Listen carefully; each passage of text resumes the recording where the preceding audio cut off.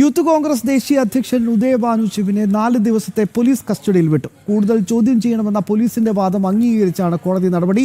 AI ഉച്ചകോടിയിലെ പ്രതിഷേധത്തെ തുടർന്നായിരുന്നു arrest. 20 മണിക്കൂറിലധികം Udayabhanu ശിവനെ പോലീസ് ചോദ്യം ചെയ്തിരുന്നു. വിവരങ്ങളുമായി ഡൽഹിയിൽ നിന്ന് ജിഷ്ണു കൃഷ്ണൻ ചേരുകയാണ്. ജിഷ്ണു, ലോകമുറ്റുനോക്കിയ ഒരു വലിയ പരിപാടി, ഭാരതത്തിന്റെ യശസ് വാനോളം ഉയർന്നു നിൽക്കുന്ന ആ സമയത്താണ് ഒരു സംഘടിതമായ നീക്കത്തിലൂടെ തുണി എരിഞ്ഞുകൊണ്ട് ഒരു പ്രതിഷേധം യൂത്ത് കോൺഗ്രസ് നടത്തുന്നത്. ഒരു തരത്തിലും അംഗീകരിക്കാൻ പറ്റാത്ത അത്ര മ്ലേച്ഛമായിട്ടുള്ള ഒരു നടപടി, രാജ്യദ്രോഹം തന്നെയായി അതിനെ കണക്കാക്കേണ്ടി വരും. എത്രത്തോളം ശക്തമാണ് നടപടികൾ?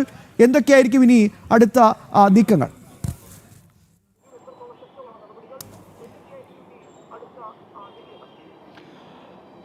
ഉച്ചകോടി വേദിയിൽ, ഭാരത് മണ്ഡപത്തിലെ ഉച്ചകോടി വേദിയിലാണ് യൂത്ത് കോൺഗ്രസ് ഇത്തരത്തിൽ രാജ്യത്തെ നാണം കെടുത്തുന്ന രീതിയിൽ ചൂണ്ടിക്കാട്ടിയതുപോലെ ലോകം മുഴുവൻ ഉറ്റുനോക്കുന്ന പരിപാടിയിലാണ് ഇത്തരത്തിൽ വളരെയധികം രാജ്യത്തെ നാണം കെടുത്തുന്നതും അപമാനിക്കുന്നതുമായ രീതിയിൽ യൂത്ത് കോൺഗ്രസിന്റെ പ്രതിഷേധമുണ്ടായത്. ഈ കേസിൽ ഇതുമായി ബന്ധപ്പെട്ട പോലീസ് രജിസ്റ്റർ ചെയ്ത കേസിലാണ് യൂത്ത് കോൺഗ്രസിന്റെ ദേശീയ അധ്യക്ഷൻ ഉദയഭാനു ശിവനെ ഏകദേശം 15 മണിക്കൂറിലധികം നീണ്ടുനിന്ന ചോദ്യം ചെയ്യലിനൊടുവിൽ പോലീസ് അറസ്റ്റ് ചെയ്തത്. തുടർന്ന് പട്യാല ഹൗസ് കോടതിയിൽ ഹാജരാക്കി. കോടതിയിൽ പോലീസ് വ്യക്തമാക്കിയത് ഇത് വെറും ഒരു പ്രതിഷേധം മാത്രമായി കണക്കാക്കാനാകില്ല, കൃത്യമായിട്ടുള്ള ഗൂഢാലോചന നടന്നിട്ടുണ്ട്. ആ ഗൂഢാലോചനയിൽ ഉദയഭാനു ശിവന് കൃത്യമായിട്ടുള്ള പങ്കുണ്ട്. കൂടുതൽ വിവരശേഖരണവും കൂടുതൽ ചോദ്യം ചെയ്യലും ആവശ്യമാണ്. അതുകൊണ്ട് പോലീസിന്റെ കസ്റ്റഡിയിൽ വിട്ടു നൽകണമെന്ന വാദമാണ് കോടതിയിൽ പോലീസ് ഉന്നയിച്ചത്. ഈ വാദം അംഗീകരിച്ചുകൊണ്ടാണ് 4 ദിവസത്തെ പോലീസ് കസ്റ്റഡിയിൽ യൂത്ത് കോൺഗ്രസ് ദേശീയ അധ്യക്ഷൻ ഉദയഭാനു ശിവനെ കോടതി വിട്ടിട്ടുള്ളത്. കേസിൽ ഇതുവരെ 8-ലധികം പേരെ അറസ്റ്റ് ചെയ്തിട്ടുണ്ട്.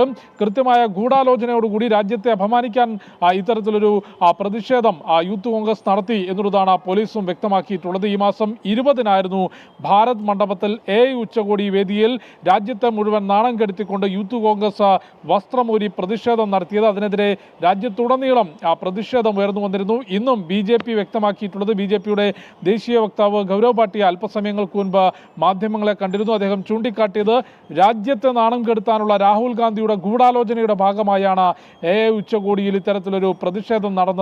ഭരണഘടന ഉയർത്തിപ്പിടിച്ച് നടക്കുന്ന രാഹുലും കൂട്ടരും അത് തുറന്നു നോക്കി വായിക്കാനും അതിന്റെ മൂല്യങ്ങൾ മനസ്സിലാക്കാനും ശ്രമിക്കണം എന്ന വളരെ വിമർശനമാണ് BJP ഇന്നും. ഇതിൽ രാഹുലിന്റെ പങ്ക് ഒരു പക്ഷേ ആർക്കും സംശയം തോന്നിയാലും തെറ്റൊന്നുമില്ല. ഈ വിഷയത്തിൽ രാഹുലിന്റെ നിലപാടുകളൊക്കെ ഭാരതത്തിന്റെ യശസ് എപ്പോഴൊക്കെ ഉയർന്നു നിൽക്കുമ്പോഴോ, ഭാരതം എപ്പോഴൊക്കെ ആത്മാഭിമാനത്തോടുകൂടി സ്വത്വബോധം വീണ്ടെടുത്ത് മുന്നോട്ട് കുതിക്കുമ്പോഴൊക്കെ രാഹുൽ സഭയിലായാലും പുറത്തായാലും ഒക്കെ എടുക്കുന്ന നിലപാടുകളും പറയുന്ന വാക്കുകളും നമുക്കറിയാം. സ്വാഭാവികമായിട്ട് യൂത്ത് കോൺഗ്രസ് അധ്യക്ഷനും കുറച്ച് പേരും പെട്ടെന്ന് എടുത്തൊരു തീരുമാനമായി ഇതിനെ കാണാൻ സാധിക്കുകയില്ല.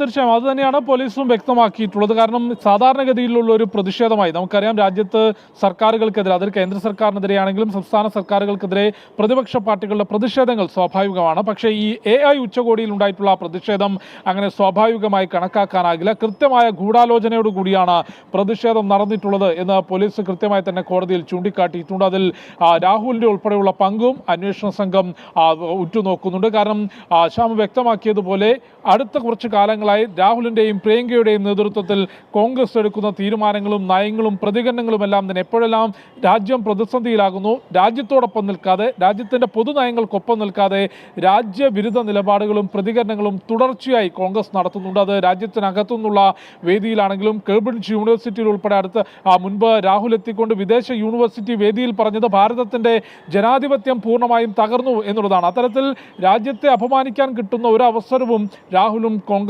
നിലവിൽ പാഴാക്കാറില്ല. അതിൻ്റെ ഏറ്റവും ഒടുവിലത്തെ ഉദാഹരണമാണ് ഉച്ചകോടിയിലെ യൂത്ത് കോൺഗ്രസ് പ്രതിഷേധം. ആ കേസുമായി ബന്ധപ്പെട്ടാണ് നിലവിൽ യൂത്ത് കോൺഗ്രസിന്റെ ദേശീയ അധ്യക്ഷനെ 15 മണിക്കൂറിലധികം നീണ്ടുന്ന ചോദ്യം ചെയ്യലിനൊടുവിൽ പോലീസ് അറസ്റ്റ് ചെയ്യുകയും പട്യാല ഹൗസ് കോടതിയിൽ ഹാജരാക്കി. കോടതി 4 ദിവസത്തെ പോലീസ് കസ്റ്റഡിയിൽ വിടുകയും ചെയ്തത്. ശ്യാം, ജിഷ്ണു കൃഷ്ണനാണ് വിശദാംശങ്ങൾ കൃത്യമായി നൽകിയത്.